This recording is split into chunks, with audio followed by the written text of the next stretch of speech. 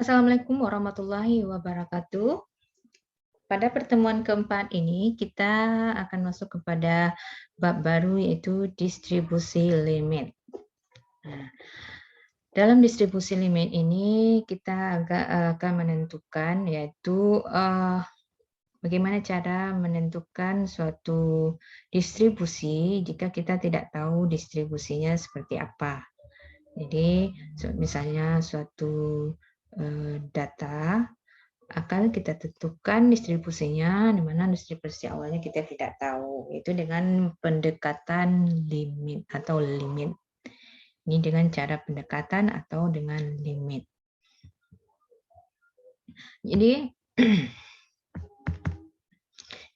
kita mungkin sering menjumpai sebuah pelbagai acak yang distribusinya bergantung pada bilangan bulat positif N, atau mungkin juga sebuah statistik yang merupakan fungsi dari pelbagai acak yang distribusinya juga bergantung pada bilangan positif N.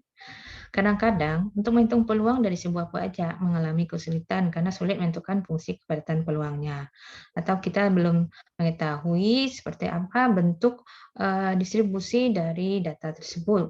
Jadi mungkin kita belum tahu dari datanya apakah bentuk dari distribusinya.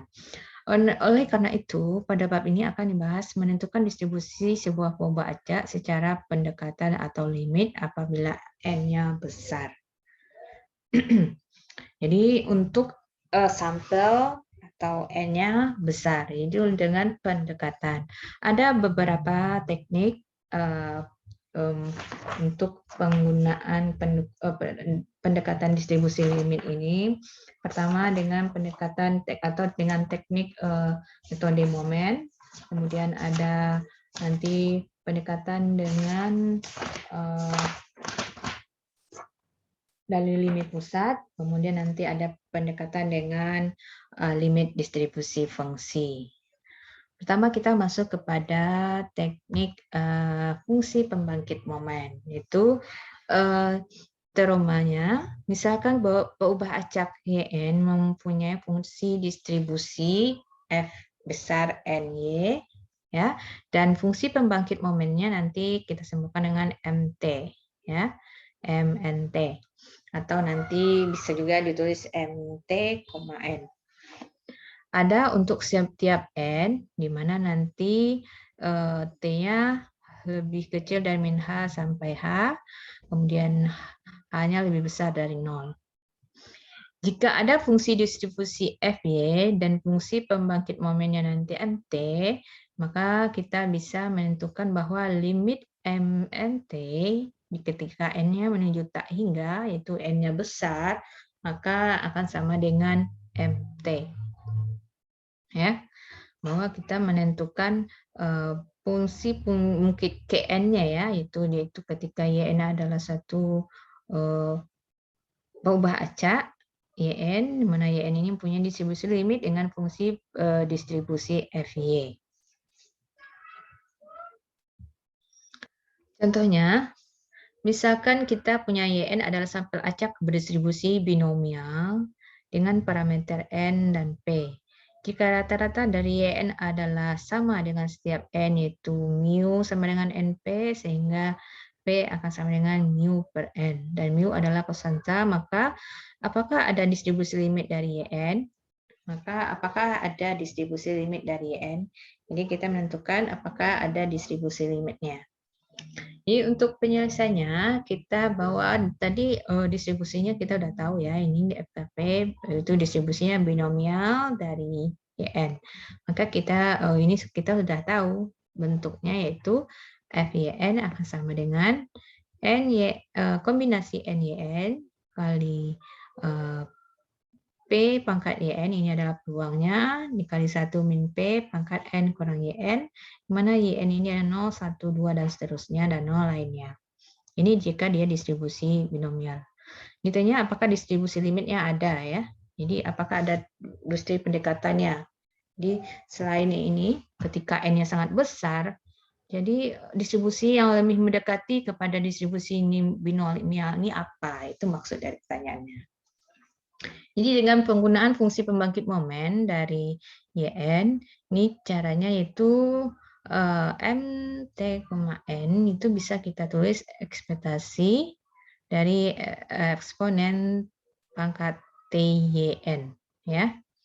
Ini bisa kita tulis dengan sigma dari eksponen pangkat TYN dikali kombinasi NY kali P pangkat YN dikali 1 kurang P dipangkatkan N kurang YN. Mana nanti sama dengan sigma dari YN-nya adalah 0 sampai N, ya. Kita bisa rubah lagi ini, kita sederhanakan lagi.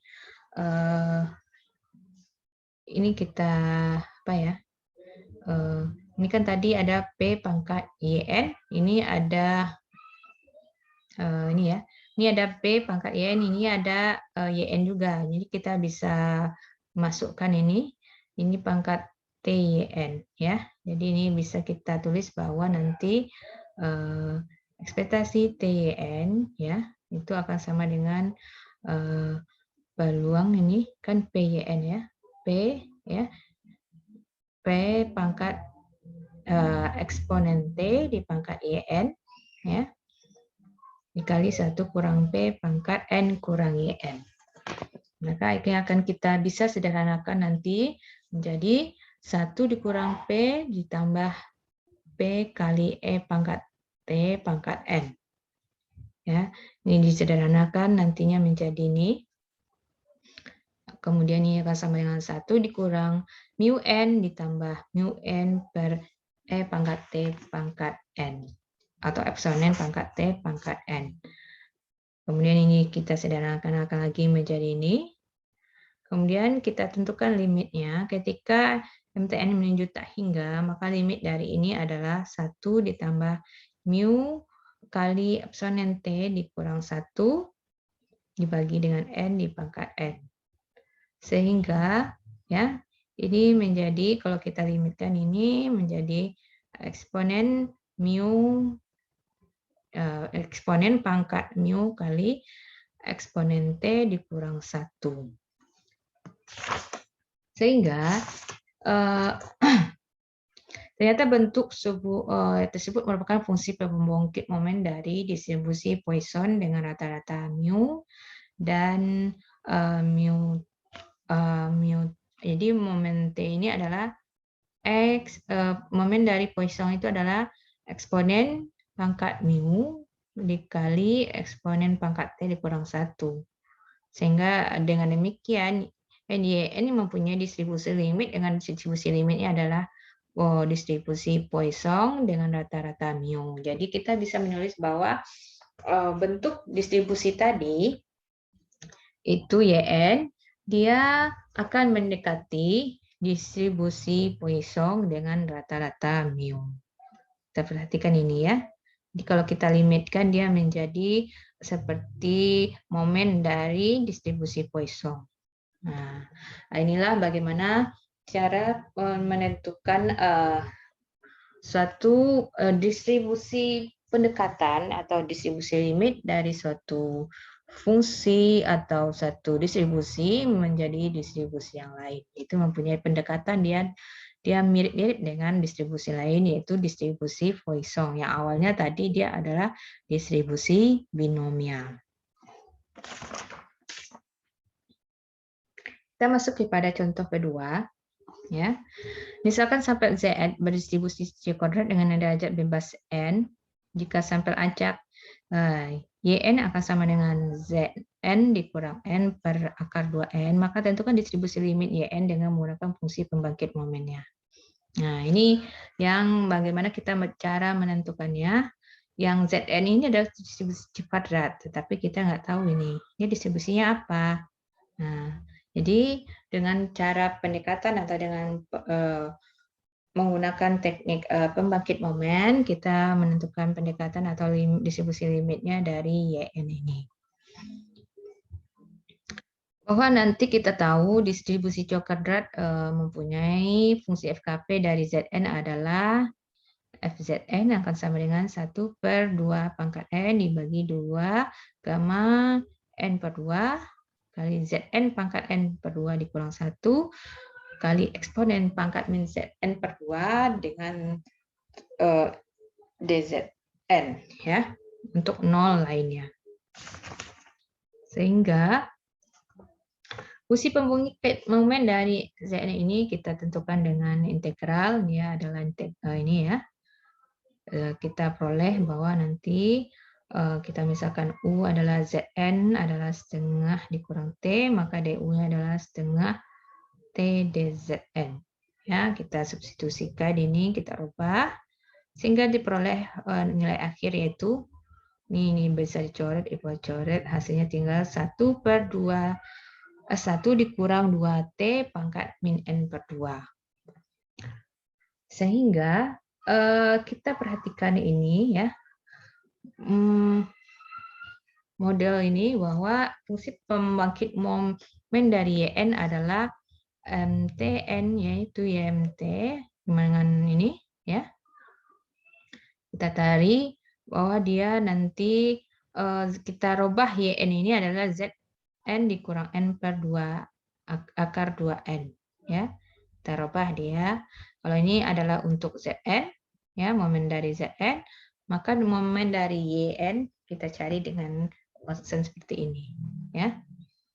Sehingga diperoleh nanti MTN adalah ini.